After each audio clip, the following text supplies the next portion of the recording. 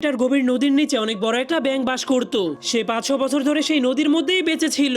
সে ছোট ছোট মাছ এবং পোকামাকড় খেয়ে নিজের পেট ভরতো। এমনকি সে মাঝে মধ্যে পানির নিচ থেকে বের হয়ে কৃষকের জমি থেকে ফলমূল চুরি করে আনতো। কিন্তু সেই ব্যাঙটা যেই জায়গাতে বসবাস করত কখনোই সেই জায়গার পানি শুকাতো না। তবুও সেই ব্যাঙটা যেই জায়গাতে বসবাস করত সেই জায়গা থেকে শুধুমাত্র 100 মিটার দূরের সবকিছুই শুকিয়ে গিয়েছিল, যার ফলে ভয়ঙ্কর খরার কারণে কৃষকদের সবগুলো ফসল নষ্ট হয়ে গিয়েছিল। এজন্য খাবারের অভাবে গ্রামের মানুষদের অবস্থা অনেক খারাপ হয়ে গিয়েছিল।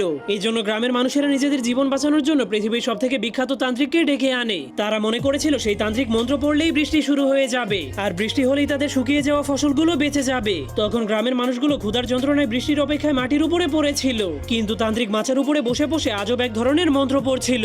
আর এটাই ছিল তাদের গ্রামে বৃষ্টি ডেকে আনার সবথেকে পুরনো উপায়। কিন্তু তখনই সেই ব্যাঙটা গ্রামের মানুষদের সেই আজব মন্ত্র শুনতে পায়, যা শোনার পর সে অনেক অবাক হয়ে সেই গ্রামের মানুষেরা কি করছে সেটা দেখার জন্য সেই গ্রামে চলে যায়। তখন সে পাহাড়ের নিচে দাঁড়িয়ে দাঁড়িয়ে দেখতে পায় আকাশে দুইটা